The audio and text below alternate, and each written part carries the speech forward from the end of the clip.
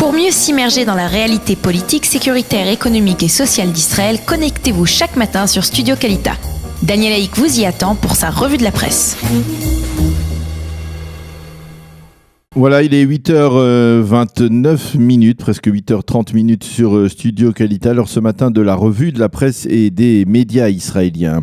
Et après avoir parlé avec Jan Berman, donc habitant d'Avshalom dans le pourtour de la bande de Gaza, eh bien, on comprend peut-être un peu mieux, ou alors effectivement on peut percevoir les choses de manière différente, et en particulier les titres et les médias, les titres des médias israéliens, des médias et des journaux qui reviennent sur la tension qui ne cesse d'augmenter donc de jour en jour dans la bande de Gaza, dans le pourtour de Gaza, avec la poursuite entre autres de l'envoi de ballons incendiaires. Et on peut dire que quelque part le scoop ce matin, eh bien c'est la manchette du Yediot Ahronoth, le Yediot Ahronoth qui a interviewé en exclusivité et de manière totalement inédite le leader du Hamas dans la bande de Gaza, Yehia Sinwar. Une interview sans précédent réalisée par la journaliste Francesca Burri, journaliste italienne du quotidien La Repubblica, pour le Yediot Ahronoth.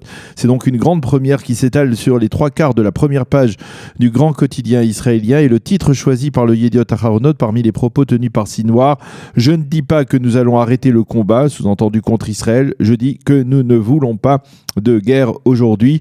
Et dans cet entretien, Sinwar développe une approche qui pourrait paraître relativement modérée. Il affirme que la confrontation avec Israël n'est pas dans les intérêts du Hamas, mais que l'explosion risque d'être inévitable. Il exprime ses conditions à un règlement sans lever du bouclage, affirme-t-il. Il n'y aura pas de cessez-le-feu. À propos d'un échange entre des corps des 2 soldats israéliens, Hadar Goldin et Oron Shaul, et des terroristes du Hamas qui sont détenus par Israël, il affirme qu'un tel échange est extrêmement important. Le Yediot Ahronoth souligne que l'intégralité de cet entretien sera publiée demain dans l'édition du vendredi du journal. Mais si l'on veut tenter de comprendre la stratégie actuelle du Hamas et les raisons de l'actuel regain de tension, eh bien le site Ynet semble emboîter le pas d'une certaine manière au Yediot Ahronoth. Ils sont, on peut dire, de la même maison. Et le site Ynet nous propose ce matin de nous pencher sur le journal Télégraphe londonien, qui révèle qu'à la fin du mois d'août dernier, le même Yehia Sinwar a réuni quelques commentateurs politiques palestiniens influents, et il leur a livré son approche réactualisée de la situation dans la bande de Gaza. Selon les révélations du Télégraphe, Sinwar aurait exprimé le souhait de parvenir à une trêve à très long terme avec Israël. Il aurait même pris l'engagement de cesser toute activité terroriste vers Israël en échange d'une levée du bouclage dans la bande de Gaza. Mais il aurait également accompagné cette appréciation d'une menace: si d'ici le milieu du mois d'octobre aucun accord n'est conclu, alors tout le monde en pâtira, Israël, l'Égypte et l'autorité palestinienne. Dixit donc, apparemment, Yehia Sinwar. Dans ses révélations, Sinwar affirme à ses éditorialistes palestiniens qu'il est persuadé qu'il sera éliminé tôt ou tard, et que c'est la raison pour laquelle, eh bien, il entend profiter, dit-il, de ses enfants au maximum. Côté israélien, on sous-entend que Sinwar n'a pas tort de s'inquiéter pour son avenir, pour son sort.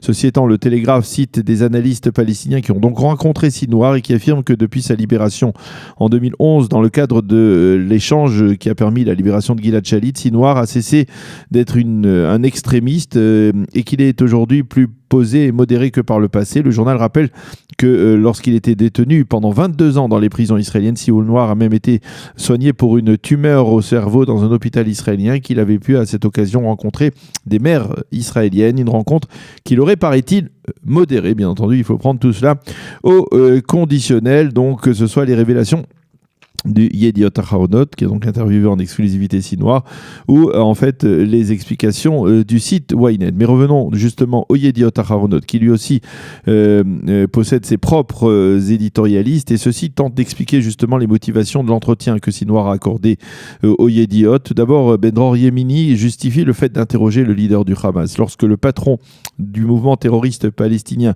veut faire entendre sa voix au public israélien, il ne faut pas l'en empêcher, il faut lire ses propos, mais avec beaucoup de prudence et de manière clairvoyante, sans jamais oublier les responsabilités de cet homme dans les actes terroristes et meurtriers de son mouvement. Dixit Ben-Dror Yemini. Alex Fishman tente d'expliquer pourquoi Sinwar s'exprime maintenant.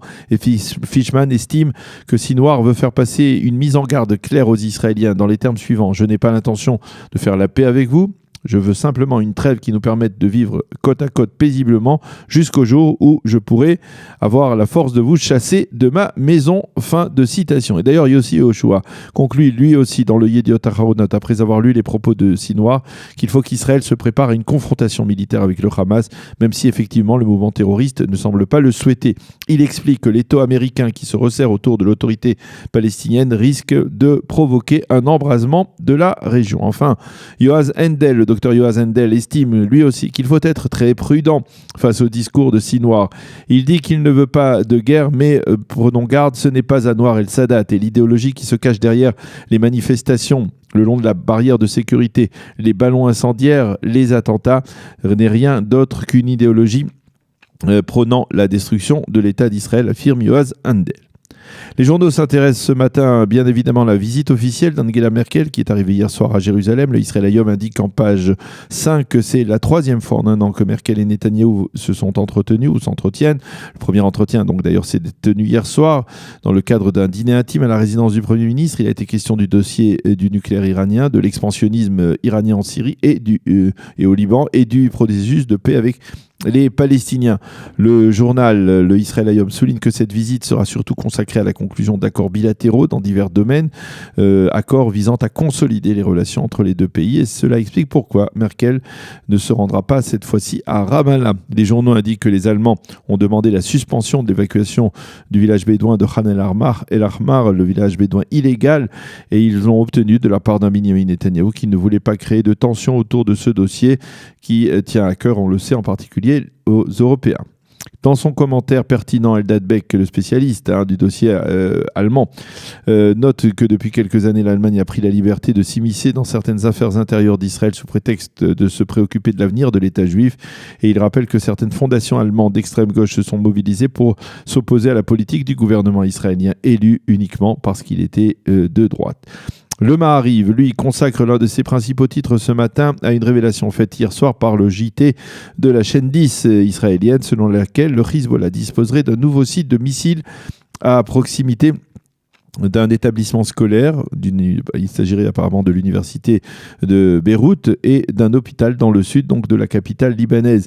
La semaine dernière, à la tribune des Nations Unies, Benyamin Netanyahou avait révélé l'existence de 3 usines de modernisation des missiles du mouvement chiite au cœur même de la capitale libanaise. Eh bien, selon la chaîne 10, reprise donc par le Maariv, il y aurait désormais une 4e usine d'amélioration donc des prestations de ces missiles, cette fois donc dans le sud. Toujours selon la chaîne 10, les habitants du quartier où se trouverait ce site auraient reçu ces derniers jours des textos et des WhatsApp leur indiquant l'existence de cette usine avec des photos aériennes à l'appui et avec le texte suivant: près de votre domicile se trouve une usine de missiles du Hezbollah dont voici l'emplacement précis. Vous êtes priés de prendre soin de vous. Bien sûr, du côté israélien, on s'est refusé à commenter cette révélation, mais il semble que le Premier ministre Netanyahou soit déterminé à battre le fer de la menace du Hezbollah quand il est encore chaud. C'est ce que l'on affirme en tout cas dans la presse israélienne de ce matin.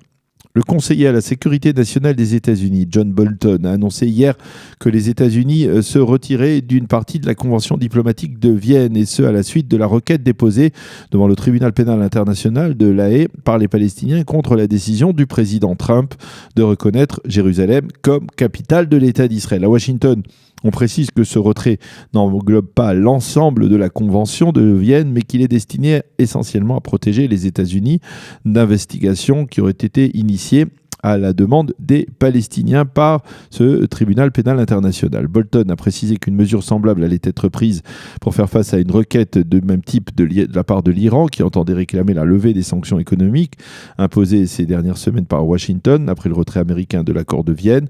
John Bolton a été très clair envers la requête palestinienne. Les Palestiniens ne représentent pas un État à part entière. Ils ne peuvent donc pas effectuer de démarches auprès de la Cour pénale internationale, a déclaré le conseiller du président Trump, qui a affirmé également que selon lui, le tribunal international de La Haye était une institution, je cite, sans efficacité, qui n'a pas de pouvoir juridique. Les quotidiens israéliens se penchent sur l'arrestation par le Shin Bet et les forces de sécurité israéliennes de 3 terroristes palestiniens qui appartiendraient à un vaste réseau dirigé à partir de la bande de Gaza par des responsables du mouvement terroriste. Ce réseau avait pour mission de recruter des ingénieurs de l'université palestinienne de Birzeit dans le but de préparer des attentats au-delà de la ligne verte. D'autres membres de ce même réseau avaient déjà été arrêtés par les forces israéliennes durant l'été.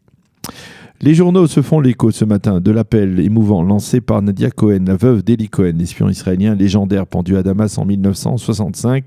Un appel adressé au président syrien Bachar el-Assad dans lequel elle lui demande d'autoriser la restitution de la dépouille mortelle de son mari en Israël. Elle lui rappelle même qu'il y a 18 ans, elle l'avait déjà sollicité pour la même raison et Assad lui avait répondu, je cite, « le moment venu » sans plus de précision.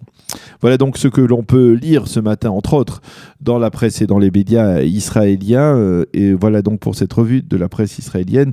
Nous allons marquer une pause musicale et on se retrouve avec notre invité qui doit arriver d'un moment à l'autre. Il est là déjà. Ah, il est là. Ah ben voilà. Alain Michel, nous allons parler avec lui de la visite d'Angela Merkel en Israël et en particulier d'un angle important, la relation des Allemands et en particulier de la jeunesse allemande à la Shoah aujourd'hui. Pour mieux s'immerger dans la réalité politique, sécuritaire, économique et sociale d'Israël, connectez-vous chaque matin sur Studio Kalita. Daniel Haïk vous y attend pour sa revue de la presse.